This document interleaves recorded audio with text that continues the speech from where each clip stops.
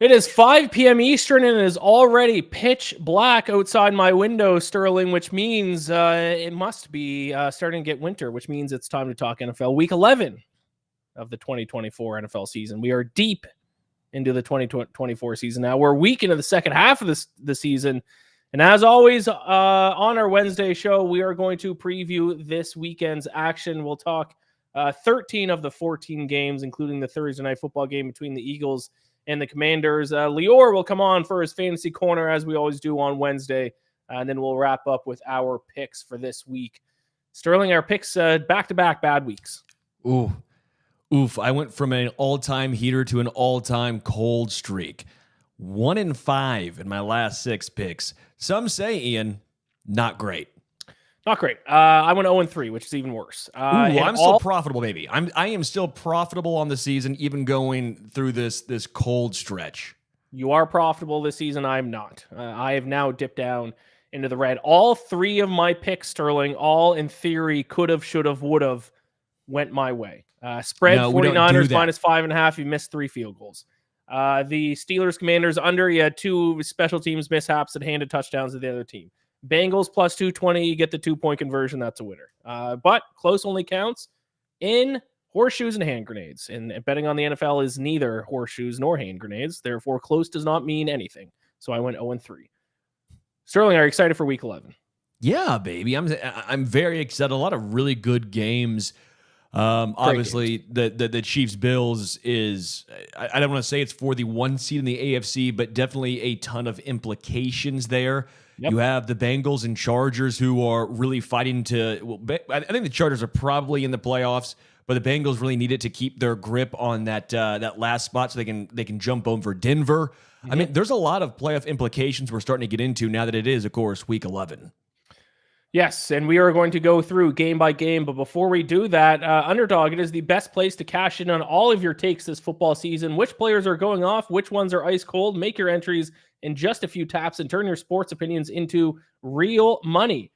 Join over 5 million fans, including us, that are already playing on Underdog with their Pick'em game. You could win money by making entries with your favorite players. Underdog is the best place to play champions, so sign up and deposit now using the promo code Stacking the Box. And when you type that in, it is all one word, no spaces, Stacking the Box, to get up to $1,000 in bonus cash instantly.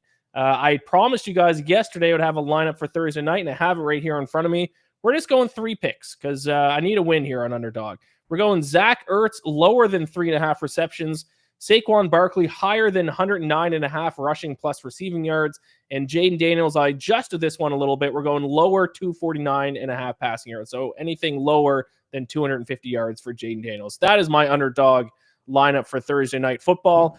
Download the app today and use it. Use the code Stack in the Box to get up to $1,000 in bonus cash instantly. Higher or lower, you make the call on Underdog. Must be 18 plus, 19 plus in Alabama and Nebraska, 19 plus in Colorado for some games, 21 plus in Massachusetts and Arizona, and present in a state where Underdog Fantasy operates. Terms apply. Void in Colorado. Concerned with your play? Call 1-800-GAMBLER or visit www.ncpgambling.org. Arizona, 1-800-NEXT-STEP, 1-800-639-8783, or text NEXT STEP to 53342. New York, call the 24/7 Hope line at 1-8778-HOPE-NY, or text HOPE-NY 467-369. Jalen Butler in the chat says it. Maybe the best week of football this season, Week 11, in terms of matchups. Hard to disagree. I mean, honestly, again, there's so much starting to become on the line. It seems like even your dog is excited for Week 11. I have no idea, dude. He was asleep at my feet, and then he decides, hey. He's excited for Week 11. Let him voice his excitement. Maybe I'll bring my cats in here. They'll have a couple meows. Yeah, meows are cute. This dog decides that he hears anything outside. He's a 25-pound dog. He ain't scaring anybody. I've had him on the show many a time just showing his cute little mug, and some reason his bark, he thinks that he's going to scare off some squirrel 7 houses down. And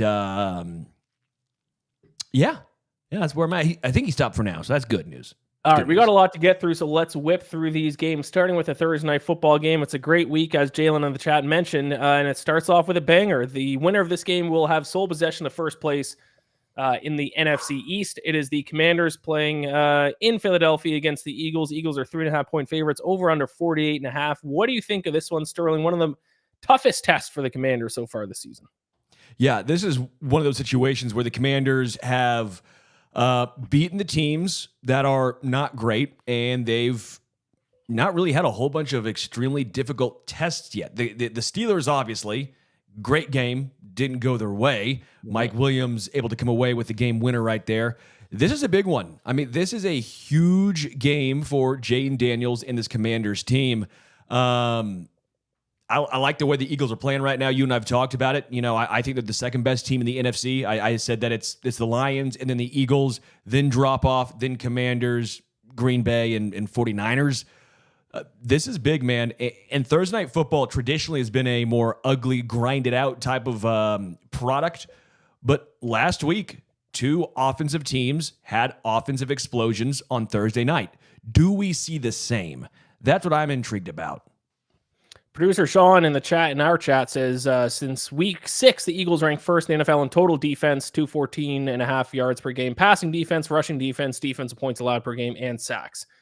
And I'll add to that, if you want to go some advanced metrics, since week 5, they lead the NFL in opponent EPA per play, and they lead that by a pretty wide margin. The point being, the Eagles defense has caught fire lately. Now, to be fair, the Eagles have not had, I mean, we talk about the Commanders schedule. The Eagles schedule has kind of been even easier. I mean, if you look at these past few games, Browns, Giants, Cowboys, Jaguars, they did beat up on the Bengals, who Bengals may not be the great defensive team, but Bengals obviously very good offense, and they held them to 17 points. So really, since they lost to the Buccaneers back in week 4, they have been on fire. Great call by Jalen. Yeah, bigger game for Washington than Philly. Big prove-it game. Prove that you belong with the big dogs, aka Sterling's dog. Great point. This is kind of the previous game for the Commanders when they went up against an elite team was the Ravens. They fell a touchdown short. This is now their next chance to prove that they can hang with the big dogs. I don't think they have it in them. I think they hang. I don't think they win, but I think they hang. What would you consider hang? A one-score game? Yeah, one-score game. I think the line's pretty good, 3.5. I'd probably take the points because of the hook. I'd probably take that.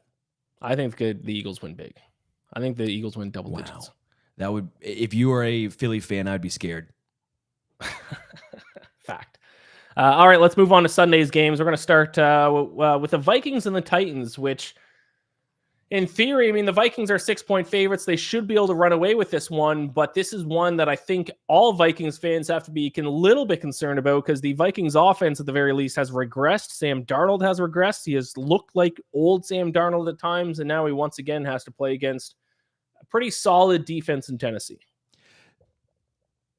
This has me so close to picking the Titans as an upset pick. Yeah. So close. It has a lot of the makings. Vikings offense, struggling. Titans defense, really, really good.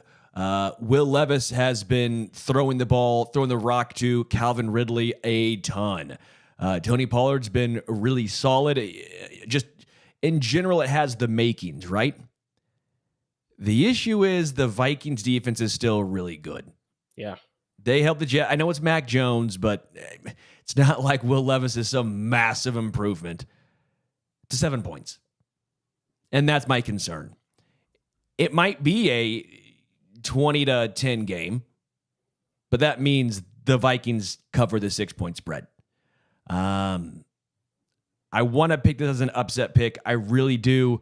But the Titans offense, coupled with the Vikings defense still playing really good football, has me very nervous.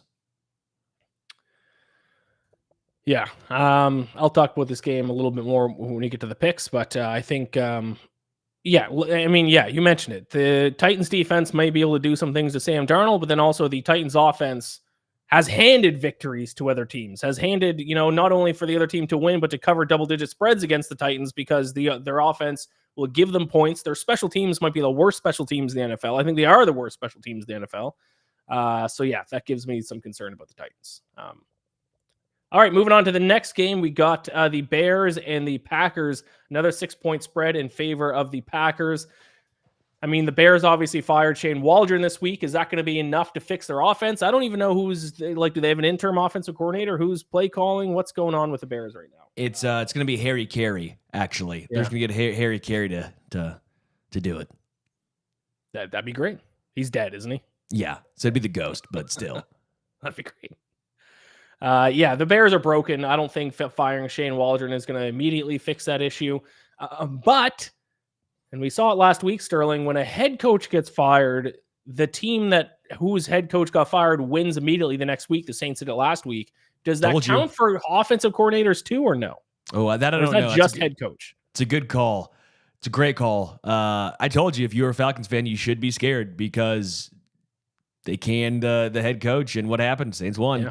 Told you. But I don't think OC counts. Sean says passing game coordinator. Thomas Brown has been promoted to offensive coordinator. Yeah, because the passing game has been great. Yeah, I was just going to say, I feel like the passing game's been horrific. I don't think that's going to fix the issue.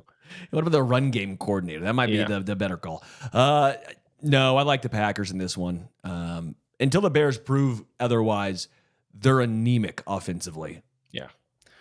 Okay. Moving on, and I have a pick for that game as well. Moving on, we got the Jaguars and the Lions, the biggest spread of the entire season so far. I mean, I'd be surprised if there ever ends up being a spread that's going to be bigger than this one. It is 13 in favor of the Lions at home to the Jaguars. Yeah, 13's a ton of points. I probably wouldn't touch this game, but it's Mac Jones. Trevor Lawrence has been ruled out, and the Jags are bad. They scored 7 points. Defensively, they stayed in it against the Vikings. Again, Vikings have been in a little downturn offensively. Detroit's been the hottest team in football. They've been outstanding. I don't think I'd touch this game. 13 points is so much, even for like a backdoor cover, like a late touchdown. I mean, that's a ton. You could be down 20 and then score a late touchdown and get a push, or even lose if they go for 2 for some reason because there's nothing to play for. Do you think in the NFL, because I think it definitely happens in other sports where there's 82 games in a season, or baseball 162, where sometimes a very good team will play a very bad team and just not care. They'll maybe go out partying the night before. They don't really get up for it. Do you think that happens in the NFL, or do you think because it's such a short season, they get up for every single game no matter what? Because if there's ever a spot where a team's going to overlook their opponent, it's the Lions this week. But maybe the Lions, I mean, if one coach is not going to let their players overlook a team, it's Dan Campbell. Yeah, and that's part of the equation here. Is the NFL, you mentioned it, a lot fewer games, harder to overlook for that exact reason. Any given Sunday rings true. I mean, you've seen the Panthers win, you've seen the Patriots win, you've seen upsets every single week, right? So if you're an NFL player, you can't think like that. And then also, if you are playing in the game, you might want to overlook, but you can't. The reason being is if you try to overlook your opponent, you're going to get crushed. That's when injuries happen. Players, I think, have a hard time overlooking because they're the ones out there. They're the ones getting hit. They're the ones giving the hit. They're also the ones with a lot more on the line career and injury-wise. I don't think players overlook teams as much as it's made out to be in the media. Yeah, I kind of agree. And I think Dan Campbell's going to get his team up for the game, which is why I'm not afraid to actually lay the 13 points with Detroit. We got a really good game in every time slot this weekend. Obviously, I already talked about Commanders Eagles on Thursday Night Football. The best game of the early slate on Sunday is an AFC North showdown. The Ravens and the Steelers. Steelers 3-point home underdogs, 3-0, and Russell Wilson starts. And I didn't know until I was kind of looking into this game, Sterling. The Steelers have dominated the Ravens in recent years, even in the Lamar Jackson era. I don't have the exact record here. I'm going to see if I can find it. But the Steelers have destroyed Lamar Jackson and the Ravens. I love the Steelers defense. I love the Ravens against the run. There's an array of outcomes for this one. The Steelers pass game's been a lot better with Mike Williams, George Pickens, Pat Freiermuth, right? Russell Wilson throwing that moon ball to these bigger bodied receivers, getting Washington, their second tight end, involved as well. The Ravens, again, have a lot of issues in the secondary. So who wins that matchup? I know the Steelers obviously love to establish their run and run with Najee and run with Jalen Warren, but there's going to have to be some give and take in that regard. The Ravens, on the other hand, have been outstanding offensively. Lamar Jackson's playing like the MVP that we all know he is. Obviously, you have Zay Flowers, Rashad Bateman. You had Tylan Wallace go off last game. Mark Andrews has been catching a few touchdowns this year. Derrick Henry's been Derrick Bleepin' Henry. Deontay Johnson not really making an impact and really didn't play in the second half at all. He played, 5 snaps last game. That's something to monitor here in the Deontay Johnson revenge game. I know that, as Sean says, the Steelers are, 7-3 in the last. And actually 7-1 if you look at just their last 8. Last 8, 7-1. Yeah. But I think I like the Ravens in this one. Interesting. I would go with the Ravens. But are you talking spread too? Like a 3-point spread? They cover that? Yeah, I think so. But the Steelers have a lot, maybe more to, I don't know if they have more to prove. They have a better record, right, than the Ravens. I think we all think the Ravens are a better team, don't we? I mean, if this was a neutral site, wouldn't you take the Ravens? Well, it depends on what the spread was. No, just straight up, just a pick'em game. That's my point. Yeah, I don't think the Steelers get 3. I guess. Yeah, that's my point. It's wild. I think no, but if it's a neutral, it'd be like Ravens -5 because the Steelers are at home and they're 3-point underdogs. Yes, I'm talking about though, like just nationally speaking, we all agree the Ravens are a better team. Yeah, but the Steelers have the better record. Yes, and that's why I'm saying the Steelers have a really big chance here to prove that no, we're not the Steelers of a few years ago when they went like 9-0. We're like, right. This is a chance to be like, no, we're legit. We're beating up on the good teams. We're beating up on the AFC North. This is our division. This is a big game for the Steelers to prove something here. Even though again the Ravens kind of need the win as far as record wise and seeding wise more than Pittsburgh. If the Steelers win this game, we have to start looking at the Steelers as actual Super Bowl contenders. Correct. Whereas now we're looking at the Steelers as like a playoff team that might win a game, but no one's picking the Steelers to represent the AFC in the Super Bowl. They win this game, we're like, oh, they might win the conference. Yes, I agree 100%. Jalen says this matchup is more even than we all thought in the preseason. I think the Steelers win at home. Yeah, I'm taking the points of the Steelers. I'm not bold enough to take them to win outright. But a field goal, Mike Tomlin's record as an underdog, home, recent record against Baltimore. I'll take the points and hope for a close one. I love bucking trends, baby. Yeah, fair enough. That's why I'm a bad better. One of the bad games of the week, the Raiders and Dolphins. Dolphins 7.5-point favorites, fresh off that Monday night football victory over the Rams. Raiders off their bye week. Raiders stink. Sterling. EPA per play, the Raiders offense dead last in the NFL. I've watched more Raiders games than I'd like to this season because I've bet on them a fair amount, and man, their offense is horrific to watch. Whereas the Dolphins offense is maybe not quite as explosive as they were last year, but still very dynamic. I think the Dolphins win this game by 20 points. Yeah, I think you're right, man. I was wrong about the Raiders. I thought they had a lot of talent. I thought they had a lot of talent outside of quarterback. Obviously, they traded Devontae Adams. There's been a massive injury to Christian Wilkins, so we don't get to see the revenge game of Christian Wilkins. But they've been bad, and that to me was surprising. I was wrong. I thought offensively they'd be average. I thought defensively they'd be above average, and I thought they'd have such a incredible tandem with Wilkins and Max Crosby together, just wreaking havoc on offensive lines. Well, he's been injured the entire year, and they've been just 2 scoops of ass. Antonio Pierce is not the guy. That rah-rah stuff has clearly worn off. Yeah, man. That rah-rah stuff works when you're an interim head coach. So it did for last year. It does not work because it's not even because, I don't want to say just rah-rah stuff because Dan Campbell is very much a rah-rah head coach. But Dan Campbell also makes smart decisions. He lets his offensive coordinator and defensive coordinator do their thing. He doesn't overreact with personnel changes. He seems to be, even though he is kind of a rah-rah guy and still a hard nose, he still is a player's coach. Antonio Pierce is doing things to he's throwing his players under the bus all the time. Yeah, which Dan Campbell would never. Yeah, I don't. It's over. It's they tried doing it with Rich Bisaccia, right? Remember when that happened, and they basically said no, thank you, and then they turned around and said, okay, fine, we'll try it one more time with this interim head coach Antonio Pierce, and that hasn't worked. So, yeah. Colts against Jets. The Colts have gone back to Anthony Richardson after last week saying no, Joe Flacco will be our starter for the rest of the season.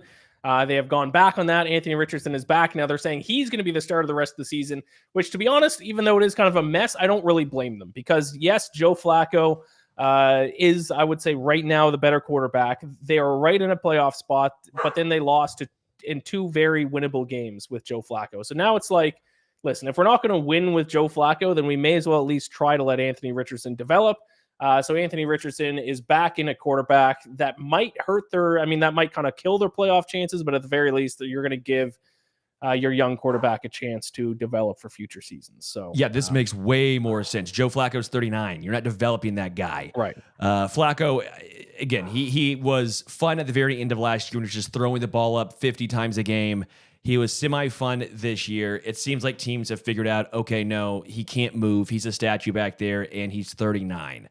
Yeah. Like, Joe Flacco, you know who he is. You know exactly who he is, and you're not going to win a playoff game with Joe Flacco, I don't think, at this point in his career with the Colts team as a whole. Yeah. You got to develop Anthony Richardson. You have to. You have to at least see what you have in him. You have to find out if he is your guy or if you missed and you have to move on.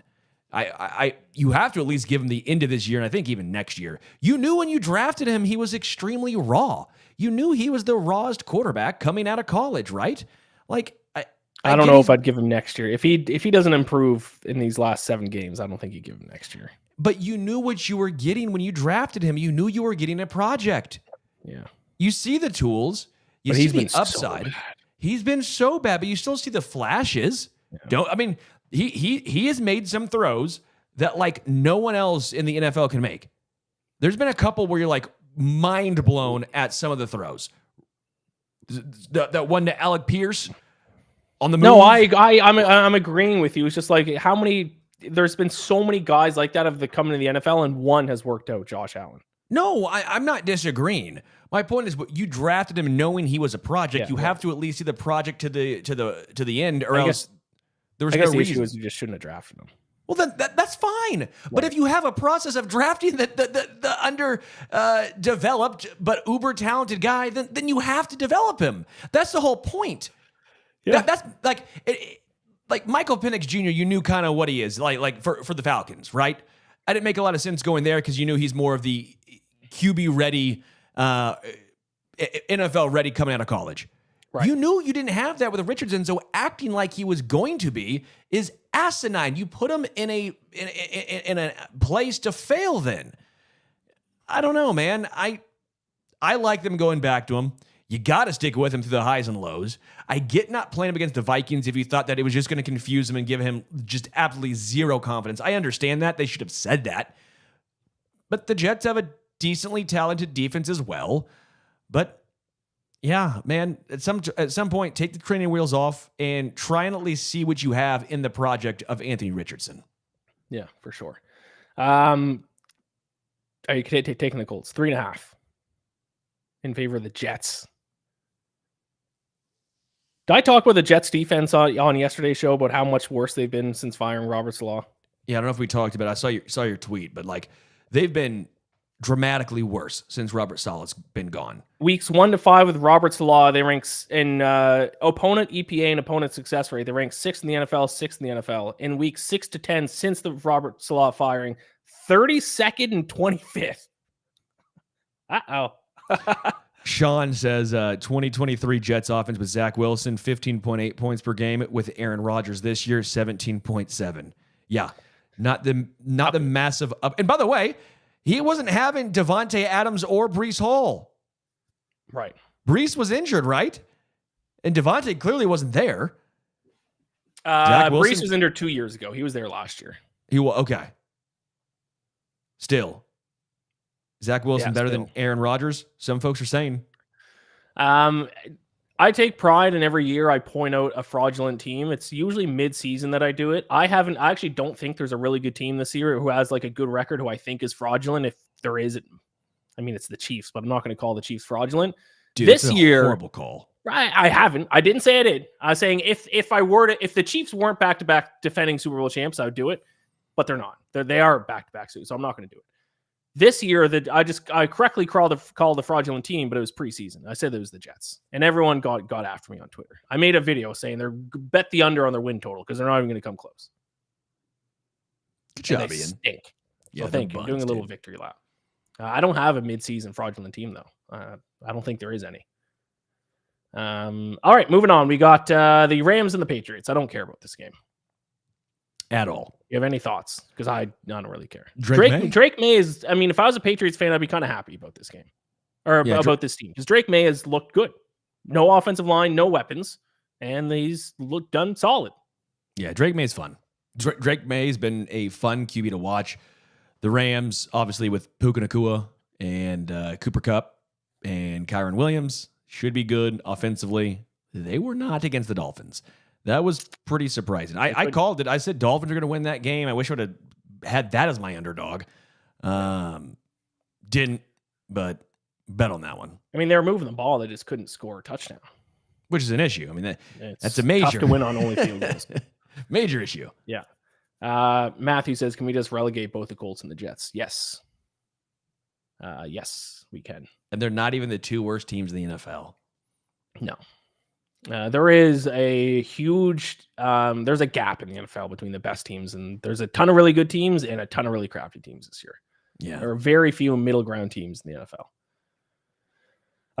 If I was a Patriots fan, I'd be pretty happy. I mean, they're actually kind of winning too many games at this point. But hey, it seems like Drake May, I mean, it's, I'm not going to say that he's going to be a great quarterback for them, but he's not bad. So let's go get him an offensive line, go get him some weapons and see what he can do with an offensive line of weapons, because he's doing fairly good with no offensive line and no weapons. Better than Caleb Williams. Yes, with Caleb Williams with weapons, and I mean, not an offensive line, but he has weapons. A better offensive line. I would take the Bears. Yep, sure. With that being said, the Rams should steamroll them, I think. Browns and Saints, another game, don't care. But I'll take the Saints, I guess. Yeah. Well, I mean, which version of Jameis Winston is going to show up? Which is, I guess, is the interesting question in this game. Because against the Ravens, he looked great. Against, who was it the week after? The Chargers. He looked terrible. Do we get the Jameis revenge game? Jameis revenge game. That's right. Yeah, there we go. Yeah, maybe the Browns. Let's go with the revenge game. I'll go Jameis goes off. Okay. I'm going to say bad Jameis shows up. Because the issue with Jameis right now is he has no weapons. Either Jerry Jeudy. You should totally just bet $5 on the Browns to win by 14 or the Browns to lose by 14. Like, I feel like the odds are you know what I'm saying? Like just the extreme. And just hope that it's a blowout one way or the other. Yeah. Which, knowing Jameis, is probably going to be. That's a great strategy. I like that. Alt line both sides. I like that. Seahawks 49ers. The 49ers, I talked about in yesterday's show. I'm in on the 49ers. I'm investing in the 49ers. I think they win big. Their underlying metrics are way too good for like them winning games by 3 points. They should be beating these opponents by 1,000,000 points, and I think they will this week. I think you're a little too bullish on the 49ers, just a little bit. I'm with you for the majority of it, but I think you've gone almost over the top with it. Okay. At some point, I think like, hey, you are at least a little bit what your record says you are. There's at least a little part of you. But they are, I think, in a spot to buy low. I like them beating the Seahawks. I don't have them hammering the Seahawks. NFC West, all these divisional ones can be close, right? But DK Metcalf is questionable. If DK Metcalf doesn't play, I think that changes a lot of my thought process on who to bet on. But if DK Metcalf does play, I think you're probably looking at a 3, 4, or 5 point win for the 49ers, not some drastic blowout. Jalen asked a good question, not to go back to the Patriots here, but who would you take right now as your franchise quarterback, Drake May or Bo Nix? I'm a Bo Nix guy more than most people. I would take Drake May. Yeah, Drake May. Yeah. Although I would take both of them right now over Caleb Williams. Unfortunately. Caleb Williams' tape looks bad. He's not going through progression. He's not setting his feet. His eyes are looking one way. His feet are set the other. It's bad. Told everyone, Jaden Daniels. Jaden Daniels, you're right. I said CJ Stroud and Jaden Daniels. All I'm saying is maybe I should be a GM. Maybe that's all I'm saying. Iain. I think a team should just hire some are saying co-GMs. Some are saying. I'll do it with you, dude. Some are saying. Some folks are saying. Chiefs and Bills. Sorry, we skipped a game. Falcons, Broncos. I like the Falcons. I love the Falcons this week. We Falcons got to get going. We do have a bye week next week, so I'd like to go into the bye week with a win. That'd be very nice, especially after the loss last week. But I'm not too concerned, and I was just on the Blogging Dirty podcast talking Falcons. If the Falcons want to win a playoff game and maybe make a run, we got to get hot at the right time. We can't peak too early. win this game, have a bye, and then get hot to close out the year would be nice. But Broncos are favored in this game, which I was surprised. I thought the Falcons would be like a 1-point favorite. Yeah, the Broncos being favorites, I thought that was surprising to me. Yeah. Hey, I've bet on the Broncos a ton this season, but I don't think this is a great matchup for them.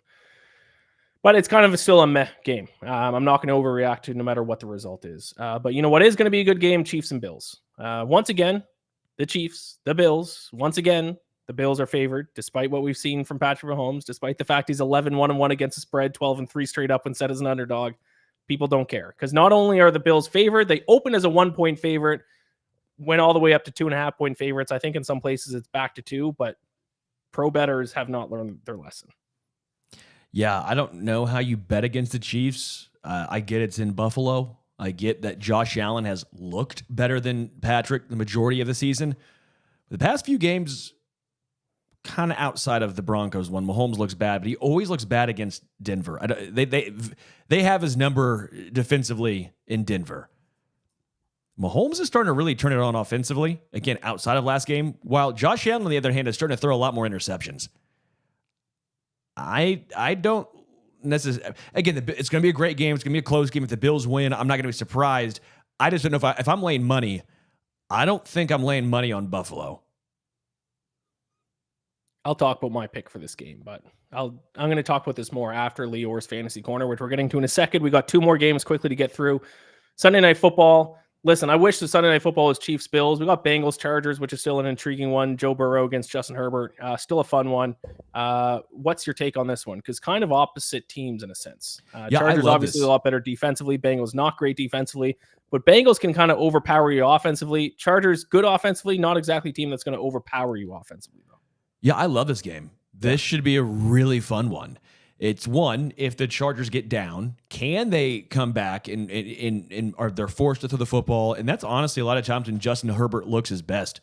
They just almost never allow him to start the game throwing the rock. It's always establish the run, throw a couple here and there, a couple of little short passes. And then when they get down, it's like, okay, Justin, we need you to be Superman because we know you're really good. Just let Justin be Justin earlier in the game, especially against an atrocious Bengals secondary. I see so many array of outcomes, so many different ways this game can boil down. And that's what makes this one so exciting. T. Higgins, I think, is still out, correct? Questionable. I don't think it's declared yet. Not yet declared. The Bengals will have to throw the football, and the Chargers defense is really good. I'm almost leaning Chargers in this one, but if the Chargers get down, I need to see it. I'm just excited to watch this one as a fan. T. Higgins practiced for the first time since suffering a quad injury a couple weeks ago, was officially limited according to the team's injury report. That's from @Ben_baby. Ben Baby. I forgot he's like the ESPN's. Yeah, I love the name. Bengals guy, Ben Baby. I like the Bengals in this one. I think their offense is going to be a little too much in the Chargers, one of those teams who have not had a very difficult schedule the first half of the year. So I think some of their numbers are a little skewed.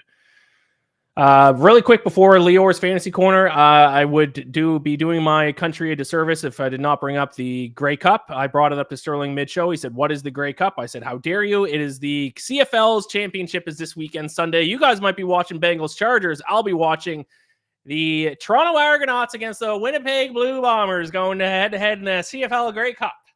Who do you got in the Grey Cup? Blue Bombers, 9-point favorites. What a spread. What a lopsided Grey Cup. 9-point favorites are the Winnipeg Blue Bombers against the Argonauts without their star quarterback, Chad Kelly.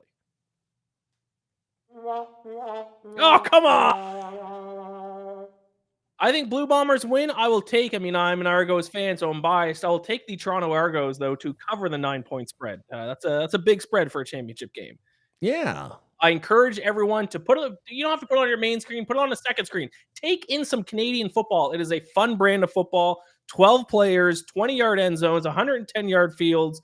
Slot receivers can run up to the line pre-snap. It's fun. Watch some Canadian football. Well, then who's the quarterback now for the Argonauts? I don't know. I don't watch it. Yeah, what? Oh, Chad Kelly. Chad Kelly's the hurt one. He's out. And he's done some bad things. He was with the Broncos. I forgot. Yeah, he was at Ole Miss. Oh, broken leg. Yeah, and he's done Ooh. some bad off the field things. Oh, has he? I don't. Sorry, If you're flipping through the channels and you see it on, turn it on for 2 minutes for me. Watch 3 plays. Look at the team. Who they got at quarterback now? The Winnipeg Blue Bombers are the Kansas City Chiefs of the NFL right now, or of the CFL. They have been to the Grey Cup, I think, like 5 of the last 6 years or something. Yeah, I might go. You know what? Give me the Blue Bombers. All right. We'll go opposite sides on that one. That is the Grey Cup. I did have to mention it as a Canadian. I'm actually moving to Toronto next year, so I'm actually going to get into the CFL a little bit more. I might get season tickets to the Argos. That'll be fun. But until then, I'll watch it. This will be the first CFL game all season. I'll watch when I put it on Sunday, and I will have it on Sunday. All right, let's bring on Lior. We're a little bit behind schedule. I apologize for that. We had to talk Grey Cup, but Lior Lampert, Grey Cup pick. Who do you got? Argos, Blue Bombers. Hey, gents. I think I'll go with the Argonauts just for the underdog story, and I like saying their name. It's definitely fun word to let out. All right, love it. Lior, Fantasy Corner. What's up? What's on your mind today? Today I got 2 quarterbacks in mind specifically to start for people that are kind of down bad at the position, whether they got Kyler Murray or Baker Mayfield on bye, or they got the better real life than fantasy options like the CJ Strouds, Jared Goffs, Matt Staffords of the world. So, I mean, we'll start with Bo Nix. Both these guys, first of all, I want to say they're rostered in less than 50% of Yahoo leagues. But Bo Nix, he scored at least 16 fantasy points in 6 of his last 8 games. He's averaging 20.4 fantasy points per game since that week 5 performance that he had, the breakout performance. While we know he typically provides value through his legs, he's actually been showing that he can do it with his arms in recent weeks. He's thrown for multiple touchdown passes in 4 of the last 6 games. And still, he's giving you some semblance of a rushing floor, averaging 29 rushing yards per game, meaning you get like a few points of bonus each game on top of the passing production. And not to mention, he's now facing a Falcons defense in week 11 that is 24th in passing yards and touchdowns allowed per game, in a game that has a somewhat respectable over-under of 44 per DraftKings. Yeah, I hate to admit it as a Falcons fan, but yeah, I mean, probably pretty good matchup for him this week. It's not, where I'm not going to try to, lie to people and say the Falcons defense is a top 50% defense. But I have Bo Nix actually in one of my fantasy leagues. So yeah, I'm surprised he's only 41% rostered in Yahoo leagues. Yeah, I mean, I definitely deploy anyone that can just scoop him if they have a roster spot. Normally in 1 QB leagues, I don't encourage keeping a quarterback on the bench. So like I said, it's really in like a bye week or injury scenario, unless you're rostering one of those guys that have been underperforming this year that I mentioned. The other guy is a guy who I have officially bought in on. We've seen 3 starts from Russell Wilson now, and I brought it up earlier. It might have been in yesterday's show. He's 6th in the NFL right now in EPA plus CPOE composite through his first 3 starts. So you like him as a fantasy guy to potentially be picked up as well. Yeah, I'd say so. He's rostered in 38% of Yahoo leagues, and the Steelers host the Ravens in what should be a battle for first place in the AFC North this week. That has the second highest over-under of the week, which is 48. It feels a little high for what feels like is usually a defensive grudge match between these two. But the Ravens defense is arguably the league's premier pass funnel defense. So that makes Russ an ideal 1-week fill-in in my mind. The Ravens are 29th in yards per pass attempt and dead last in weekly passing yards and touchdowns allowed. So Russ has a great matchup. He's been a borderline QB1 in his past 3 starts, averaging 19.3 fantasy points per game. And he's thrown at least 264 yards and or multiple touchdowns in 2 of the 3 starts. So I think there's a good floor there. The one caveat with Russ is, though, he's sort of getting away with it on low pass volume.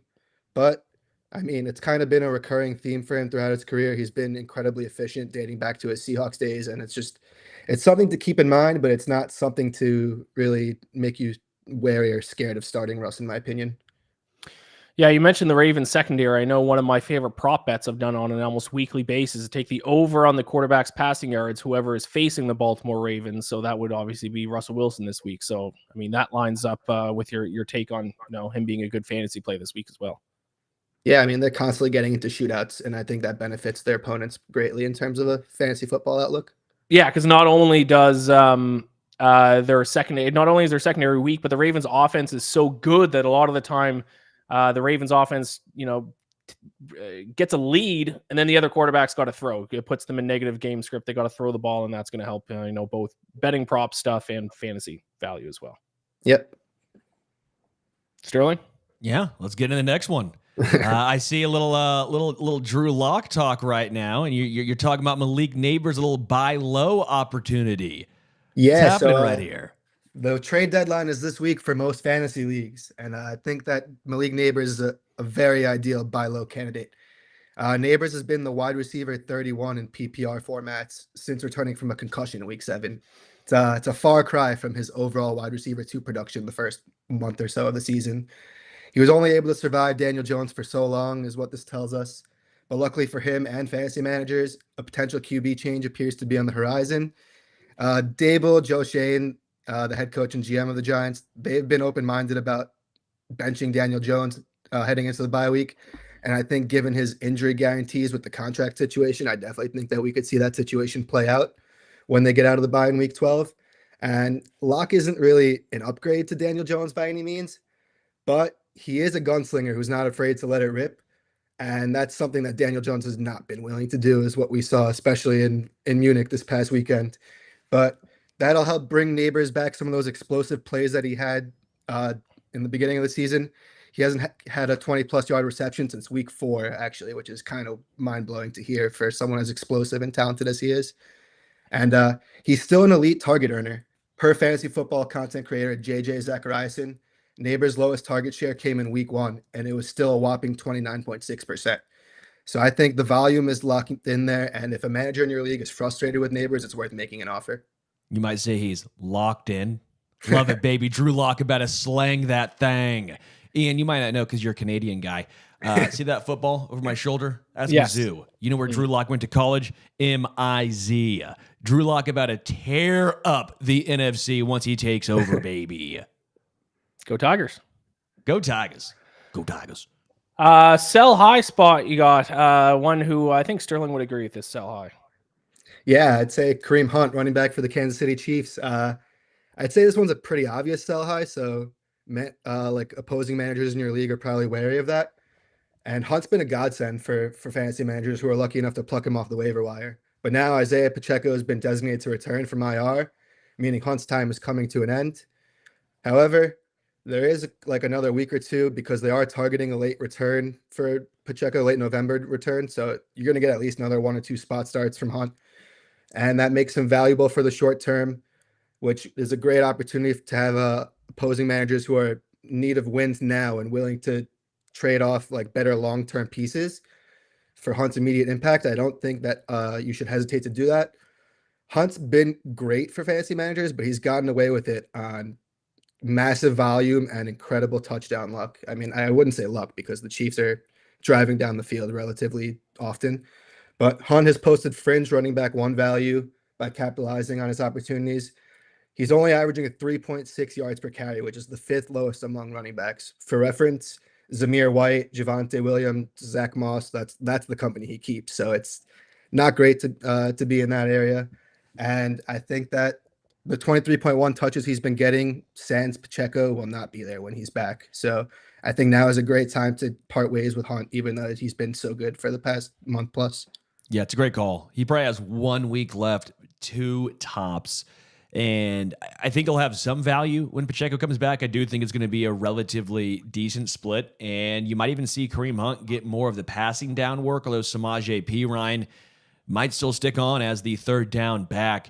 It's one of those situations where I don't think anyone's going to have much value in fantasy when Pacheco comes back. It's going to be a dog eat dog.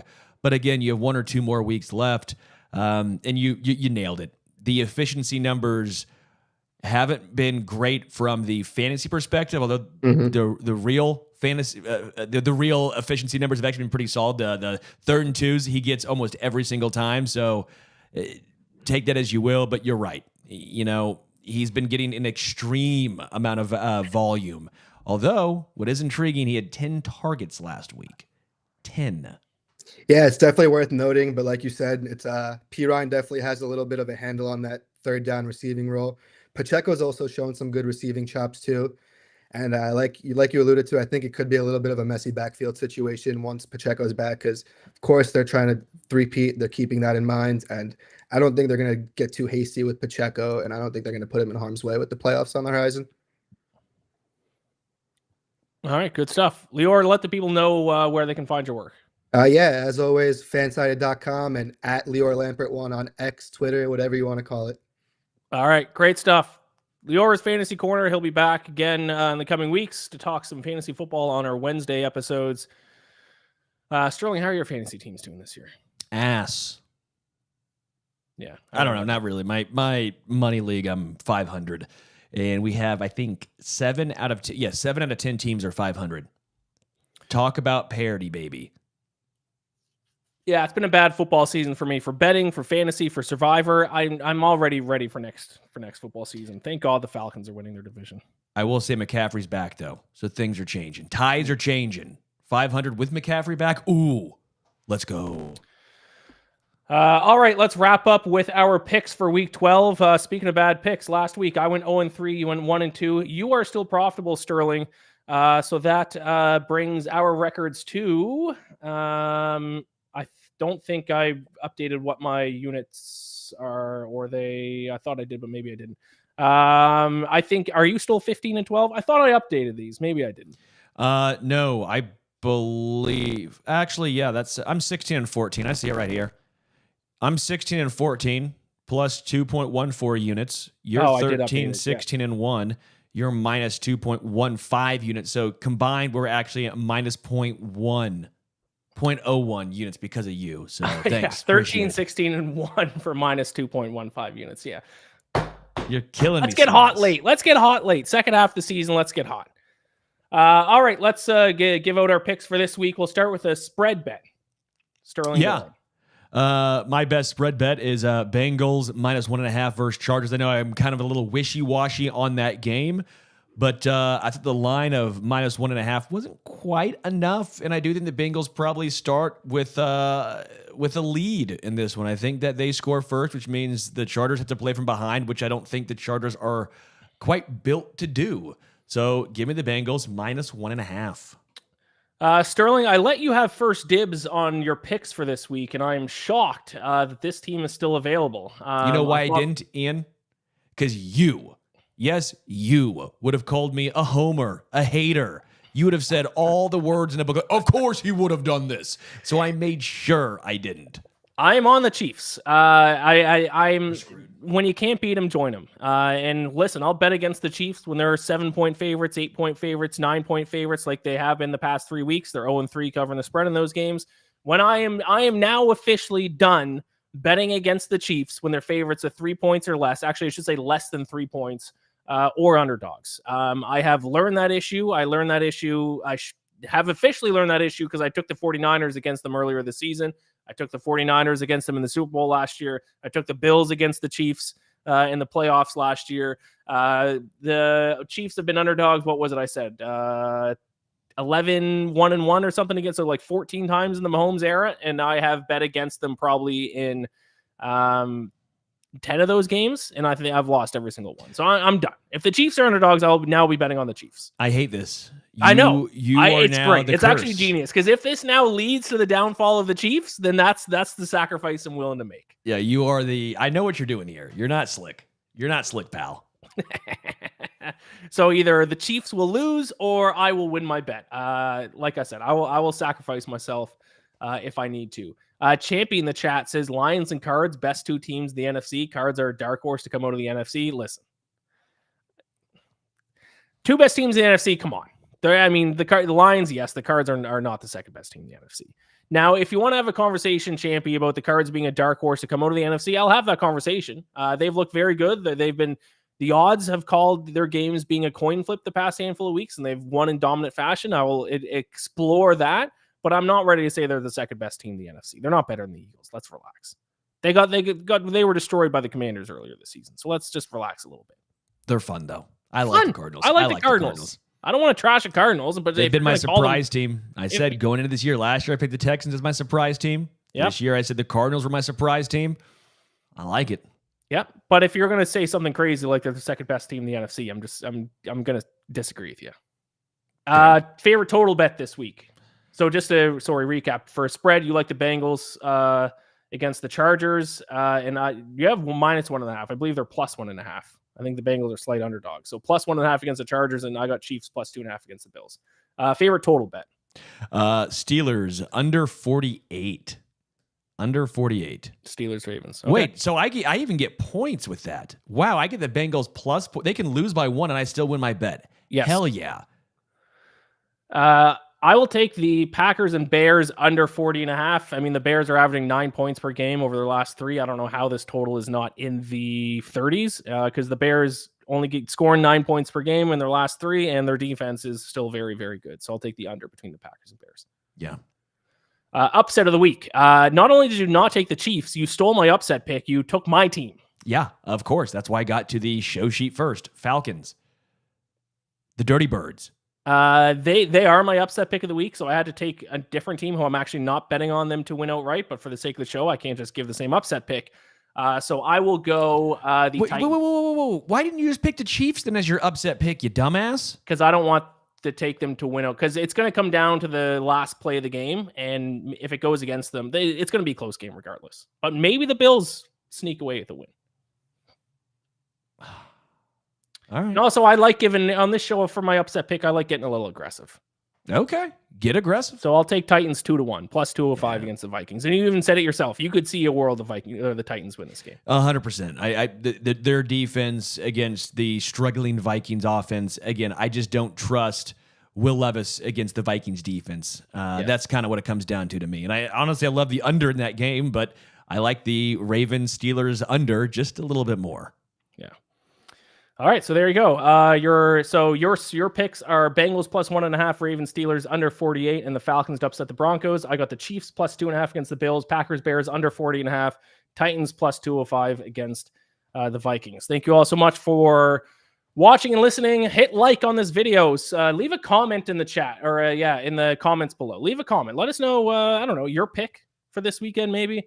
And like the video, subscribe to the channel, rate and review the audio version of this podcast. Sign up for Underdog Fantasy. I gave you my lineup earlier at the start of the show. Use a promo code Stack in the Box to get up to $1,000 in bonus cash instantly. Sterling, final thoughts. Yeah, man, a great week of football this weekend. Cannot wait. A lot of games with a lot of playoff implications on the line. I think that Bengals-Chargers game really is one to look for. But hell, even the Falcons-Broncos, right? That's a big one. If the Broncos win that game, you know, that they almost stave off the Bengals no matter what happens, even if they do win. Again, tons of playoff implications. Chiefs-Bills could be for the 1 seed when it's all said and done. I'm damn excited.